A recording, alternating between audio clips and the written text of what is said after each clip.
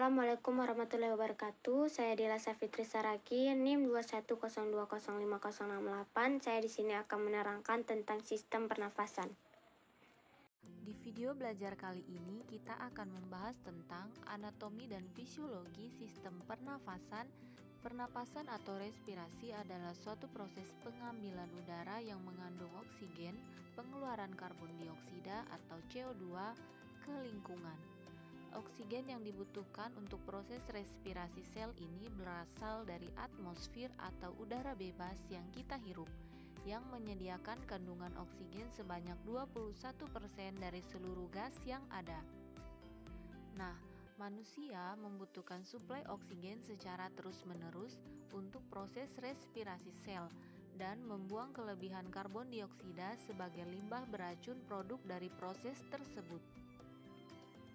Tukaran gas antara oksigen dan karbon dioksida dilakukan agar proses respirasi sel terus berlangsung. Respirasi sendiri dapat dibedakan antara dua jenis, yaitu respirasi luar, terjadi pertukaran oksigen dan karbon dioksida antara darah dan udara. Yang kedua, ada respirasi dalam, ketika terjadi pertukaran oksigen dan karbon dioksida dari aliran darah ke sel-sel tubuh. Respirasi dilakukan dengan dua cara. Satu, respirasi dada. Pernapasan dada adalah pernapasan yang melibatkan otot antar tulang rusuk. Jadi, otot antar tulang rusuk luar berkontraksi atau menggerut sehingga tulang rusuk terangkat ke atas.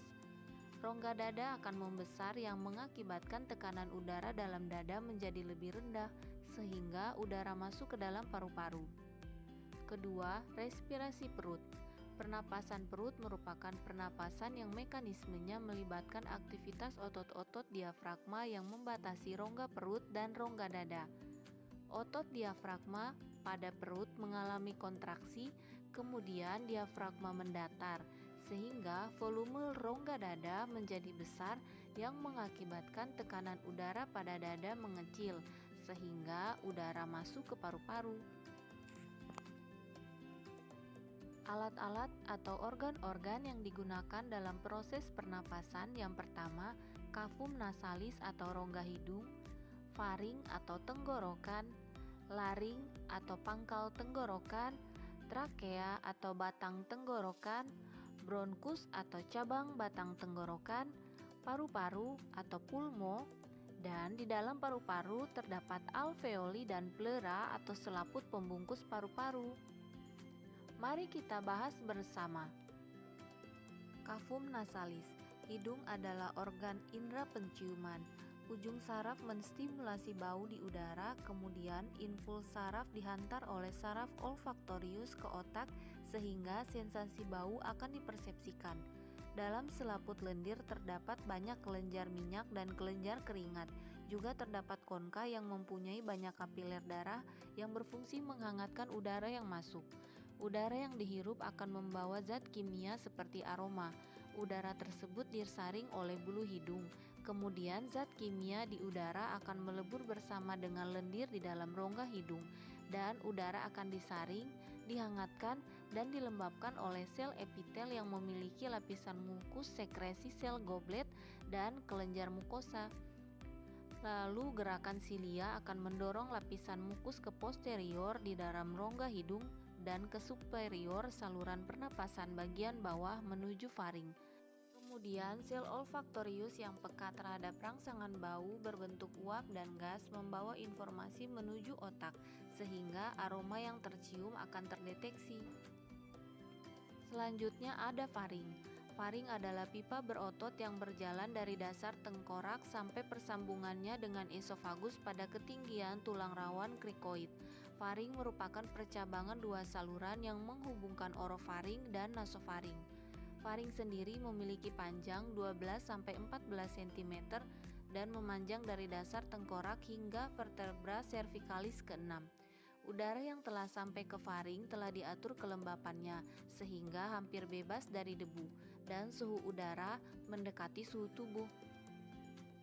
Faring berfungsi sebagai penghangat dan pelembab dengan cara yang sama seperti hidung. Udara dihangatkan dan dilembabkan saat masuk ke faring. Kedua, fungsi suara. bekerja sebagai bilik resonansi untuk suara yang naik dari laring, membantu memberikan suara yang khas dan berbeda pada setiap orang. Fungsi pengecapan, terdapat ujung saraf olfaktorius dari indera pengecap di epitelium oral dan bagian faringel.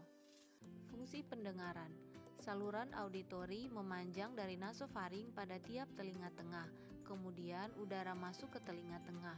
Pendengaran yang jelas bergantung pada adanya udara di tekanan atmosfer pada tiap sisi membran timpani.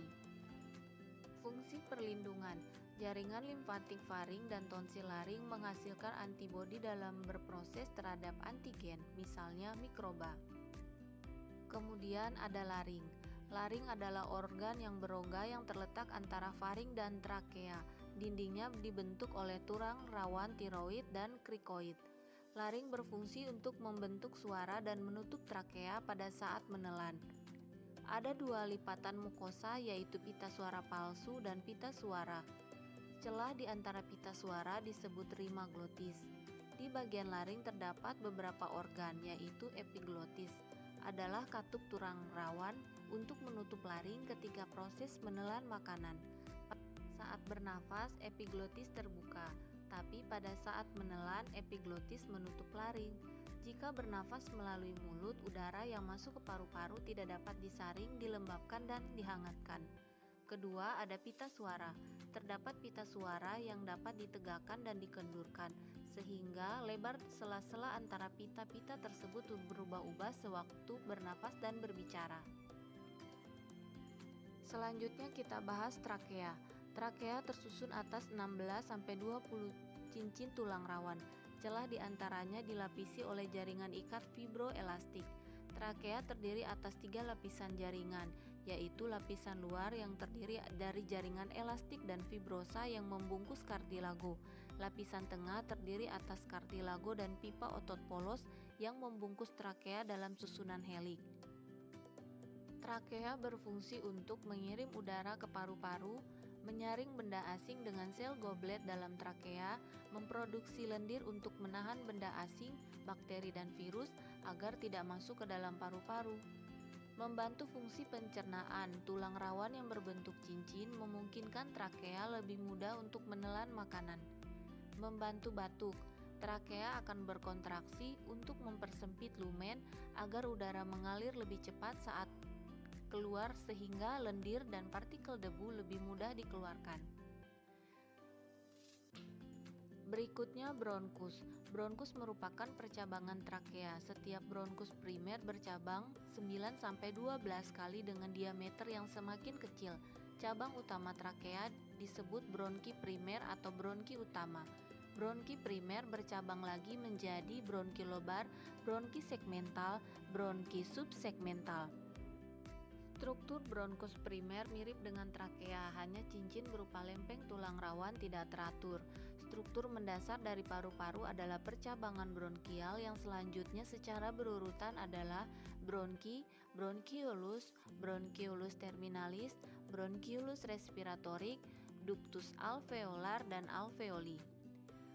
Bronkus berfungsi untuk memastikan udara dari mulut atau hidung tiba di alveoli dengan bersih, membantu mengeluarkan debu dan partikel asing yang beresiko membahayakan paru-paru, menghasilkan dahak untuk mencegah peradangan pada bronkus. Selanjutnya ada bronchiolus, cabang ke-12-15 bronkus yang tidak mengandung lempengan tulang rawan dan kelenjar submukosa, terdiri dari otot polos bercampur dengan jaringan ikat longgar, epitel kuboid bersilia, dan sel bronkiolar tanpa silia. Cabang bronkus kanan dan kiri bercabang lagi menjadi bronkus lobaris dan segmentalis. Percabangan ini terus menjadi kecil sampai menjadi bronchiolus terminalis. Bronchiolus tidak diperkuat oleh cincin tulang rawan, hanya otot polos sehingga ukurannya dapat berubah-ubah. Paru-paru. Paru-paru adalah organ pernapasan utama manusia yang lokasinya di rongga dada. Paru-paru dipisahkan oleh area yang disebut dengan mediastinum. Area ini berisi jantung, trakea, esofagus, dan kelenjar getah bening. Paru-paru ditutupi oleh lapisan pelindung yang dikenal sebagai pleura dan dipisahkan dari rongga perut dan diafragma otot. Paru-paru sebelah kanan memiliki massa yang lebih besar karena lobus yang lebih banyak. Massa paru-paru kanan sekitar 375 sampai 600 gram pada orang dewasa, sedangkan paru-paru kiri 325 sampai 550 gram. Setiap paru-paru terbagi lagi ke beberapa bagian yang disebut lobus. Di bagian kanan terdapat 3 lobus dan di sebelah kiri terdapat 2 lobus.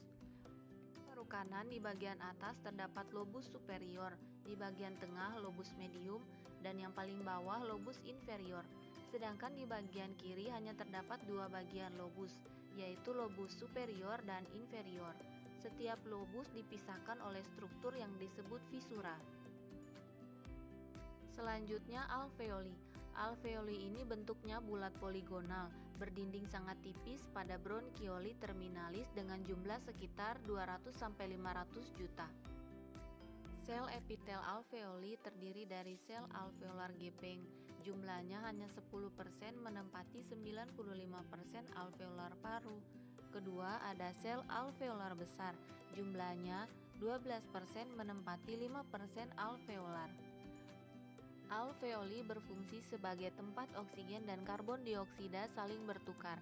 Setelah oksigen diserap, darah akan mengalirkan karbon dioksida menuju alveoli untuk dihembuskan keluar. Karbon dioksida sendiri dianggap sebagai limbah dalam tubuh.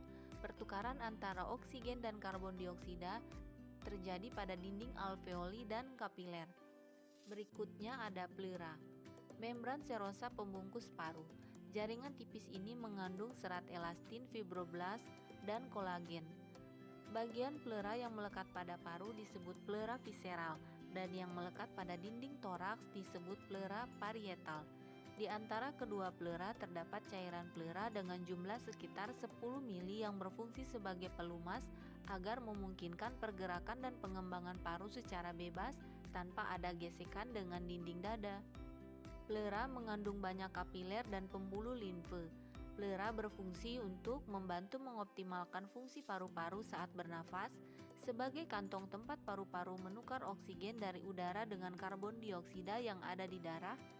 Fungsi mekanis pleura adalah meneruskan tekanan negatif toraks ke paru-paru. Selanjutnya kita simak video animasi dan pembahasan singkat tentang anatomi sistem pernafasan. Hidung adalah organ indera penciuman dan menjadi organ pertama yang dilalui udara saat respirasi. Di dalam hidung terdapat rambut hidung dan selaput, juga terdapat konka yang mempunyai banyak kapiler darah yang berfungsi menghangatkan udara yang masuk. Impuls saraf diantar oleh saraf olfaktorius ke otak yang akan mempersepsikan bau-bauan yang dihirup.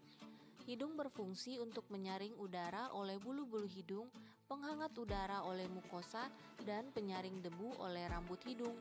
Selanjutnya, udara akan menuju ke faring, yang merupakan persimpangan antara mulut atau orofaring dan kerongkongan atau nasofaring. Di dalam faring terdapat epiglotis yang membantu mengatur makanan masuk ke esofagus dan udara akan menuju ke paru-paru.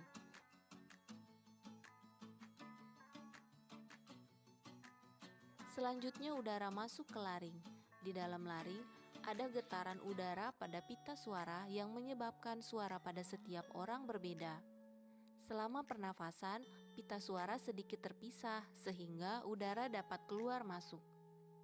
Udara selanjutnya diteruskan menuju trakea yang tersusun atas 16-20 cincin tulang rawan dengan celah yang dilapisi jaringan ikat fibroelastik. Selanjutnya, bronkus.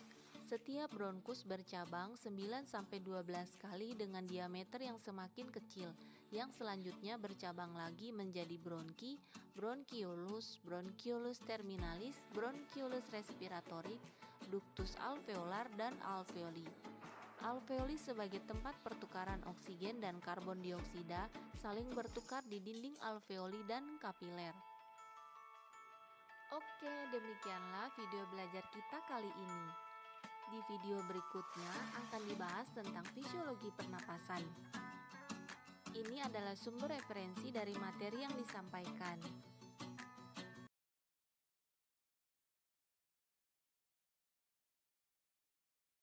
Assalamualaikum warahmatullahi wabarakatuh. Saya Dila Safitri Saragi, NIM 210205068. Saya di sini akan menerangkan tentang sistem pernafasan.